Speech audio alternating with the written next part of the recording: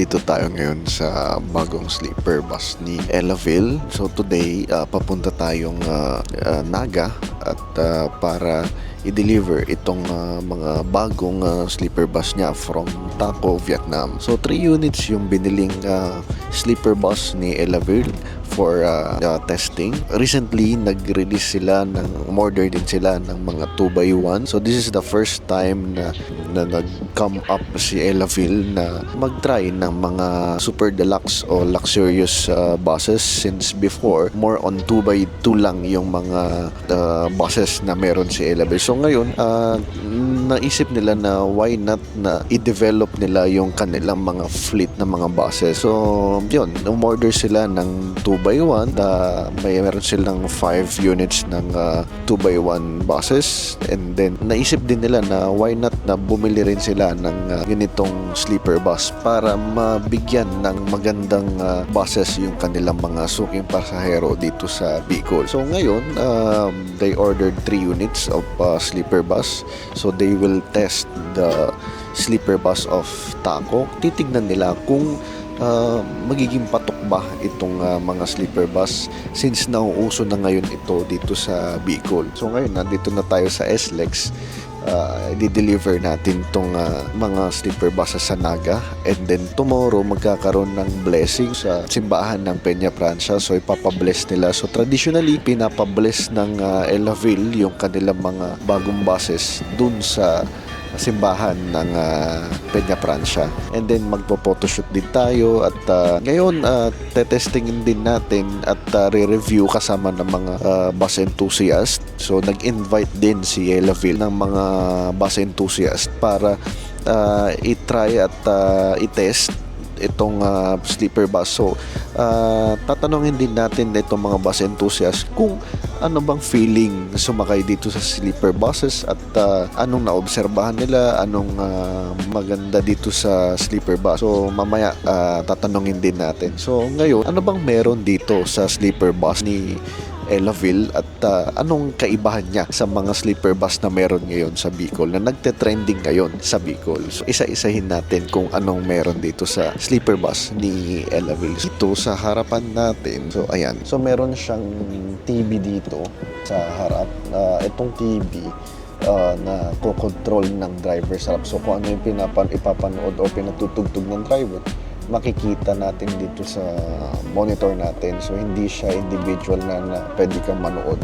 So meron, bukod dyan, meron din dito lagayan ng tubig or coffee. So and then kung meron ka namang dalang gamit, pwede mong isabit dito. So yan, kung halimbawa yung sapatos na nasa plastic, pwedeng isabit dito. Ang kagandahan din dito, yung higaan niya, meron kang space dito sa paanan mo. Pag humiga kang ganyan, so ayan, relax yung paa mo.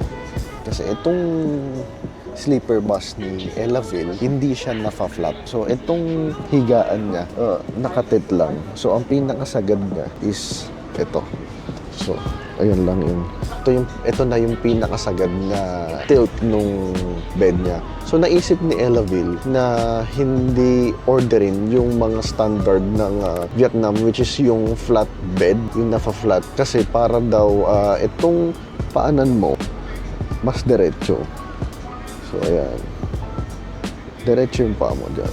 Yun nga lang, kung fan ka ng naka-flat na bed, hindi mo magagawa rito. So ito, naka-tilt lang. And then, ganun din, meron ding unan na na-adjust.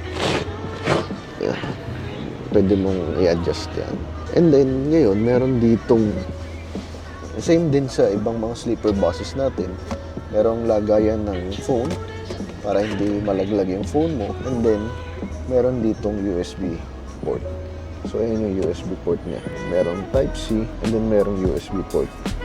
Then itong mga switch na to para dun sa ilaw. So dalawa rin yung ilaw niya. So napiling design ni Elavil is ice blue na color. So magandang tignan din, malamig sa mata rin. Hindi kagaya ng ibang mga blue na talagang regular blue lang. So mas napili niya na maging ice blue yung kanyang mga kulay. And then itong bintana naman niya. So yung bintana naman ng kanyang sleeper bus is napili niya na magkaroon ng blinds. So aesthetic nga naman, di ba? Yung paper blinds ng Vietnam. So ayan ang kulay ng cabin mo. So nandito nga pala tayo ngayon sa upper cabin. So mas preferred ko yung upper cabin compared sa lower cabin. Ako kasi ang feeling ko dito sa upper cabin para kung hinihili mas maganda yung feeling ko compared dito sa lower. Yun nga lang, bakit napansin nyo bakit meron pang isang kortina dito? So naisip lang niya, aesthetic tingnan. Ayan, meron ng blinds, meron pa siyang cloth curtain. Then dito, ayan naman yung kanyang curtain para sa side mo. So ayan. So ayan yung kanyang sleeper bus. So ayan yung sleeper bus na ito yung ayan. So walang pasahero dito. Tayo lang at yung mga ibang bus enthusiast. So ito yung POV ng sleeper bus ni Elavil. So, napaka-elegante tignan, di ba? Napaka-relaxing, napaka-cozy, at maliwala. So, ngayon, yung bed niya, ito rin yung bed na sobrang lapad.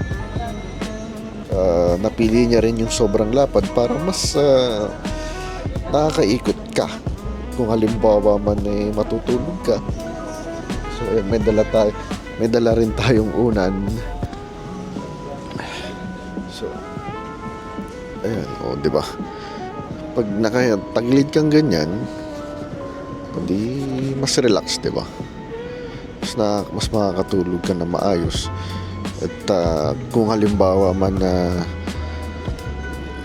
magpaikot-ikot ka rin, mas madali.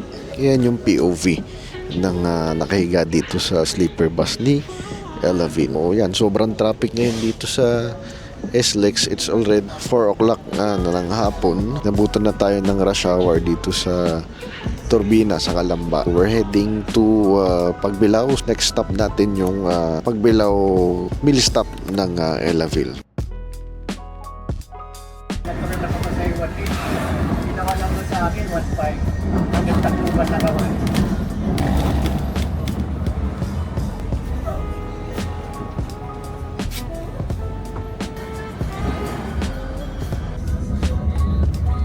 Putuan, papakita na namin yung ticket.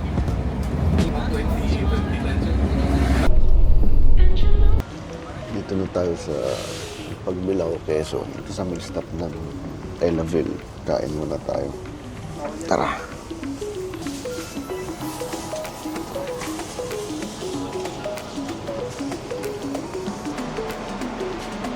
So, nandito tayo ngayon sa Pagbilao, Quezon. Mill stop ng Elavil. 30 minutes mill stop. So, nag-dinner tayo with the bus enthusiast. Free dinner ng management ng Elavil. Ngayon, natapos na rin. So, diretso na tayo ng Naga. Mga ilang oras pa siguro to, may 6 hours pa siguro. 3 units ng sleeper bus for delivery to Naga kay Elavil.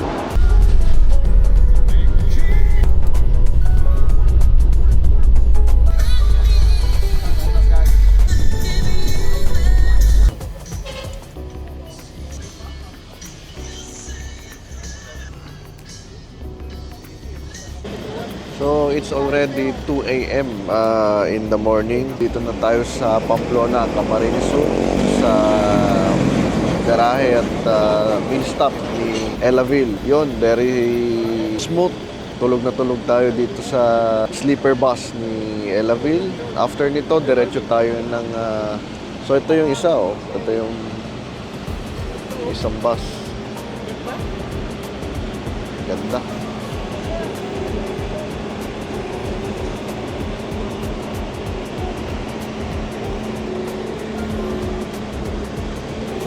Napakaganda sa gabi. Litaw na litaw yung pagka-ice blue color niya eh. So, ayan yung mga bagong sleeper bus ni Elaville. So, after nito, diretso tayo ng Naga para matulog.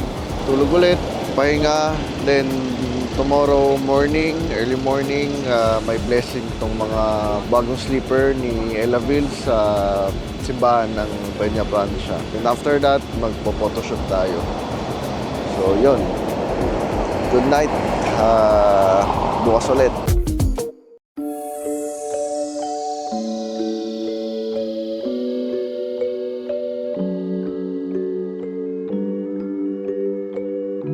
Ngayon sa Basilica ng Peña Francia sa Naga City at be-blessing natin tong mga bagong sleeper bus ni Elaville. So 3 units ng sleeper bus ang binili ni Elaville para sa Bicol route nila. The Gospel of the Lord. Prayer of blessing. All-powerful God, creator of heaven and earth, in the rich depths of your wisdom, you have empowered us to produce great and beautiful works. Grant, we pray, that those who use these vehicles may travel safely with care for the safety of others, whether they travel for business or pleasure. Let them always find Christ to be the companion of their journey, who lives and reigns with you forever and ever. Amen.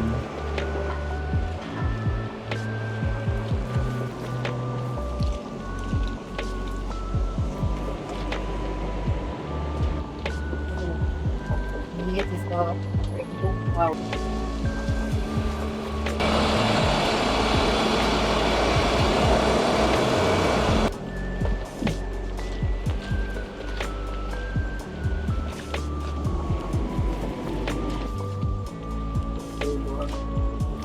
Maganda. Oo. Maganda pa pag mga malayong gahe. Parang Gusto yung medyo parang nakaupo lang yun. Parang ano yan sa business class. Oo. Ganda. Saan po to ginawa? At yan, saan pa po Father? Sa Vietnam. Vietnam. Oo. Kayo din po. For your safety.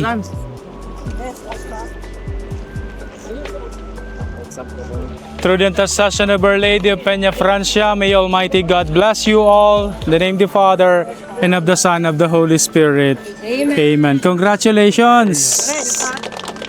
Shower.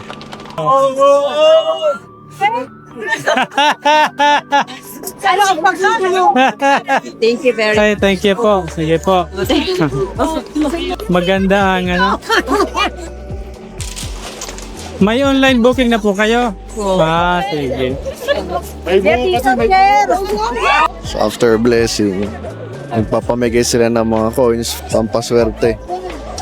So tradition ng mga Pilipino.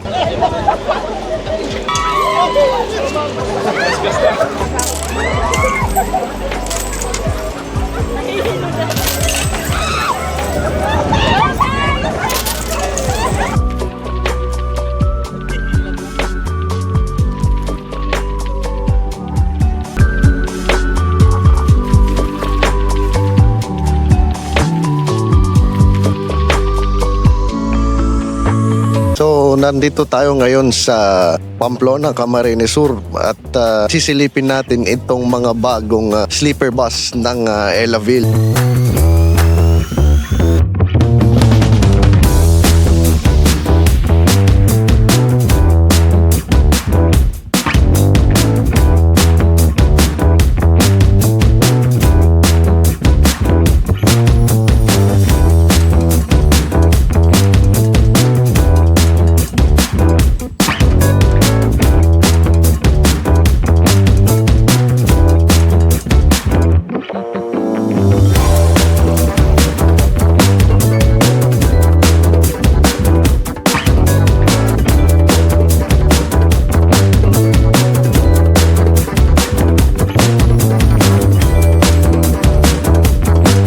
Yan, nandito tayo ngayon sa bagong sleeper bus ni Elaville. Itong sleeper bus ni Elaville is made from Vietnam.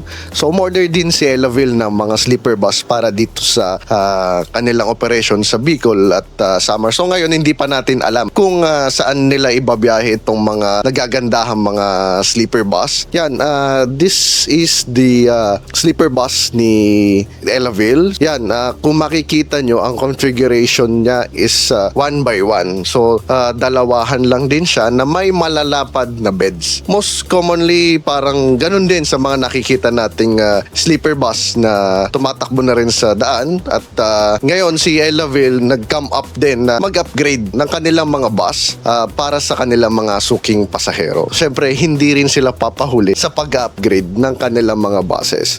Basically, hindi ko pa alam kung pwede maging dalawang pasahero rito, pero most likely isang pasahero lang. At syempre, ang advantage ng ganito kalapad na bed mas komportable sa mga pasahero. So yan, ito yung kanyang interior, medyo cozy, kulay blue ang interior lights at brown leather yung kanyang napiling kulay ng mga bed. Then kung makikita natin ito yung interior ng kanyang sleeper bus. So basically, ang capacity ng sleeper bus ni Elaville is 22 beds. So same din sa mga na-deliver nating ibang sleeper bus dito sa Bicol. So up and down din yan, meron sa taas at meron sa baba. So anong kaibahan nitong sleeper bus ni Elaville sa mga bumabiyahe na rin dito sa Bicol? So syempre, of course, ang kagandahan dito sa sleeper bus ni Elaville is malapad yung bed. Makakaikot ka, mas komportable ka makakahiga. At ang difference niya, meron siyang sariling TV. So ayan yung TV niya. So ayan, may sariling TV siya at merong lagayan ng mga mineral, ng tubig mo at kung merong ang coffee. Then meron siyang USB port dito kung gusto mo mag-charge ng cellphone mo. Then ito yung mga switches ng ilaw. Then merong lagayan ng cellphone. Then ngayon, itong configuration ng bed ni Elaville, ang kaibahan naman niya, nakatilt yung kanyang bed. So hindi siya flat na flat. So ang advantage naman ng ganitong klaseng bed is diretso dito sa kabila yung paa mo. So meron siyang footbox na tinatawag para ma-stretch mo ng diretso yung paa mo. So hindi siya flat na flat. So meron din palang CR itong sleeper niya nandito sa likod. Ito yung CR niya. So merong sink dyan. Then merong bidet. Ayan. Then merong separate na driver's bed yung sleeper para at least 22 packs talaga yung kanyang ma-accommodate na pasahero. So ngayon, babiyahe tayo pa Manila gamit itong sleeper bus. Aero-road test natin at i-feel natin anong advantage, anong experience nitong sleeper bus again ng Elaville. So yun, pabalik na tayo ng Manila. From Naga, Pamplona, road test ulit natin going to Manila. Itong bagong sleeper bus ni Elaville. So it's already 4:39 ng hapon. Pabalik na tayo ng Manila ulit. Purely road test lang itong gagawin natin. So back and forth from Manila to Naga, then Naga to Manila. Isang bus na lang ang dala-dala natin. So yung dalawang bus iniwan na natin kay Elaville at ito tetestingin ulit. Sakay din ng mga bus enthusiasts. So yan, ito yung cabin ulit natin. So pakita ko sa inyo kung anong itsura ng cabin natin ngayon dito sa upper cabin. Yan, nandito yung bag natin, andito yung mga pinamili natin, hindi siya basura. Namili tayo ng mga dahon ng gabi, pancit bato, mga pasalubong, yung sapatos natin ito. Then ayan, may TV tayo rito, may hanger, ayan. And then ito yung tubig natin. Then ayan. So ito pa rin yung una natin at kumot.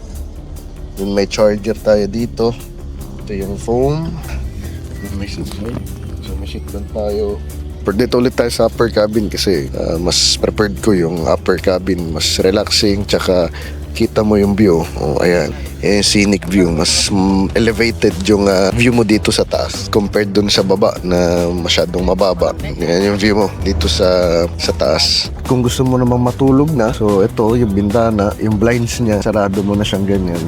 So ayan, dilim, diba? Ito yung privacy curtain natin. Dalawa yan na may velcro para saradong-sarado. So up and down, saradong-sarado. So ang kagandahan talaga dito sa sleeper bus, meron kang privacy. Wala kang katabi, wala kang kahit na anong istorbo, diba? Maluwag yung bed, komportable sa atin. Talagang pagka nakahiga ka rito sa sleeper bus, nilalamon ka na ng higaan mo. Talagang aakitin kang matulog dito sa sleeper bus. So yan, pagka pinatay na natin yung ilaw, so meron mga ilaw yan dito sa taas, dim light, then spotlight. Ito yung aircon natin, may ilaw din dito. So may switch siya dito. May switch siya dito. Pag pinatay mo, yan. Ganyang kadilim dito sa cabin ng sleeper bus. Napakaganda talaga at komportable sa atin. Wala kang gagawin kundi matulog. Kaya nga sleeper bus talaga siya. Yun yung concept niya is matulog ka talaga from point A to point B hanggang makauwi ka ng destination mo. Ayan, no? Diba blackout na blackout. Meron lang konting dyan.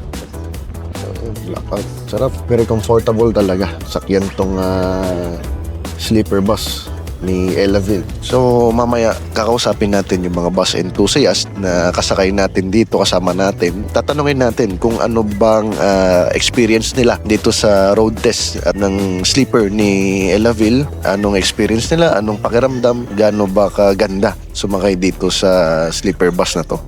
So pakita natin kung ano bang itsura. So pakita natin kung ano bang itsura nung interior dito pagka tumatakbo na itong sleeper bus.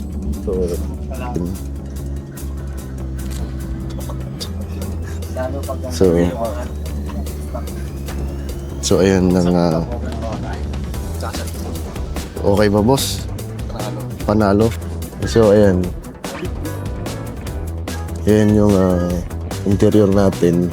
Yan yung mga bus enthusiast. May sari-sariling kwarto. Kwentuhan sila. Ito yung iba. Yan. So currently, it's already 4:47. 4:47, limanan tayo. Napaka-cozy talaga tingnan, diba? Yan, parang ganyan lang ang concept mo. Diba? Punong-puno siya ng gamit. Food trip lang siya. So, yun, si Boss Ibis, relax na relax. May dala pang kumot yan, no? Diba? Chill na chill. Ito si Bossing, mo.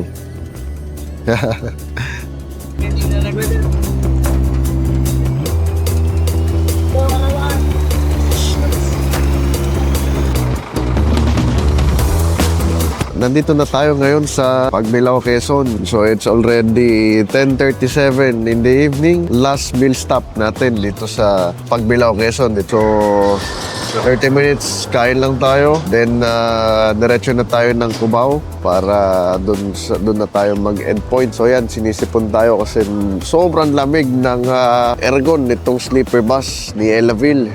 Talagang gininaw tayo at grabe, tulog na tulog tayo dito sa sleeper bus ni Elaville. So, tanungin natin itong mga bus enthusiast na kasama natin. Anong review nila? Anong masasabi nila dito sa sleeper bus na sinakyan natin? May road test natin. So, yan. Ito yung mga tropa nating bus enthusiast. So, magtatanong lang tayo kung anong masasabi nyo sa sleeper bus ni Elaville? Anong experience nyo sa road test natin? Anong masasabi nyo sa ride ng sleeper bus? Freezer. O nga, ako nga, sinisipon nga ako ngayon. Sobrang lamig. Pero riding quality, hindi ramdam yung wala lang yung tagtag sa kalsada. There's a very good comparison compared with other bus quality. Sobra. Komportable, tsaka sa height namin na medyo may katangkaran. Nakakaurat kami ng maayos. Ganda. Sobrang comfy din. Wala ka talaga mararamdaman na lubak. Then bonus yung lawak ng kama. Ang sarap ng tulog ko talaga. Ako naman, same comments as Mr. Bondragon. As someone na nasa, kami tatlo, 5'10" to, ako 6 flat. Kung yung mga ibang grupo natin nasa 5'10", 5'11" height range. Relatively comfy siya, friendly for someone na 6-footer. May may wiggle room ka na kasya pa bag mo eh. Sobrang komportable niya. So, panalo. Oo, premium comfort, tsaka panalo sa yung pagtulog mo. Talagang magandang experience. Sleeper. Oo. Talaga. Yun, thank you. Kasi kanina height, yung sa akin naman sa lapad. Oh, yeah. Oo, maganda comparison to. Pag na-experience mo yung 1 by 1, ang laking leap eh. So, worth it kung magdadagdag na additional payment sa comfort. Especially dun sa lapad ng seats. Mahirap bumalik sa 1 by 1. Oo. Thank you. Ito yung mga tropa nating mga bus enthusiast. So, ayan, umaandar tayo. So, nandito tayo ngayon sa Pagbilao. Katatapos lang natin kumain. So, ngayon, i-interviewin natin yung mga tropa natin. No? Ang problema, dalawa sila dito nagsisiksikan. Gaya nitong dalawang to. O, kasang-kasa. Ganun kalapad yung bed ng sleeper ni Elaville. O, ito. So, ito yung malupit. So, yan. Kamusta yung ride sa sleeper bus? Dalawa kayong nasa isang bed. Una, di namin in-expect na kakasya po kami dito since malaki kami pareho. Pero ngayon, nakakagalaw-galaw pa po kami. May mga bagay pa kami. Bagay pa. Komportable siya. Sarap, makakatulog ka talaga. Lalo sa malayo ang biyahe. Gaya na sinabi niya, maganda rin. Tapos yung kalos sakto lang din sa pako kasi 5'2" lang ako. Sukat na sukat. That's komportable, lamig aircon. Maganda rin yung suspension niya. Tapos malambot. Hindi namin ramdam yung lubak. Pero at least na-experience nyo, dalawa kayo dyan. Nakakailang lang kasi pares kami lalaki. Pero usually, hindi naman talaga nagdadalawaan. In-experience nyo lang talaga. In-experience sa amin yung dalawa. Sinubukan lang po namin. All goods. Puno nga tayo dito as nag-road test. Nagdalawa kayo ngayon dyan. Opo. Pero naman, sulit kayo Pag paano. mag-isa ka lang, sobrang luwag. Oo, yan natin mapapakita. Talagang sobrang luwag ng bed. Kasi dalawa kayong malaki, malapad. Kung kasya kayo, so ganun kalapad yung bed. Kung ikaw hindi pong malikot matulog, ayan, pwede kang Bagay na matulog bagay. dito. Kahit gumulong-gulong. Tsaka hindi siya matagtag. Okay. Thank you. Sino nagtatrabaho? So ito naman, i-interviewin naman natin yung work in the bus. Work from bus. Yan. Kung merong work from home, merong work from bus. So, ito yung setup niya, di ba? Pauwi na ng Maynila to, pero nagtatrabaho pa rin, di ba? Sobrang workaholic. Kaya marami ng pera to eh.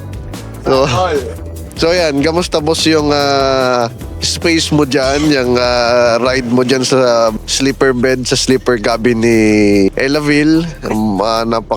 Para ka nasa business class. Businessman na nasa business class na may daladalang laptop. Ito yung sinasabi namin about sa lapad ng sleeper bus. Pag na-try nyo yung 1 by 1, hindi mo magagawa to. So may height din yung lapad.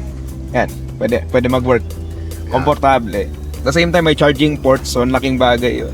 Since naka-tether lang kami sa data ngayon. And if may nire-rush kayong emails or presentation tulad ko, pagdating na Manila, prepared, ready. So, quality, sir. Pagdating ng Manila, trabaho agad. Okay, thank Protest you. ngayon, trabaho bukas. Ito, tulog na tulog. Oh. Kasi Sir Bondragon. Komportable kasi kaya nakantok na ako. Blackout na. Madilim na madilim. Yes, sir. Magandang gabi sa inyo lahat. Hindi kayo magsisisi rito sa sleeper. Unang nasa lahat, maluwag talaga. Tapos malamig yung aircon. Panalo talaga. Makakatulog ka talaga actually. Kasi pwede mo patin yung ilaw, total blackout, tapos baba mo lang to. Wala na. Madilim na. Tulog talaga gagawin mo dito. Hey,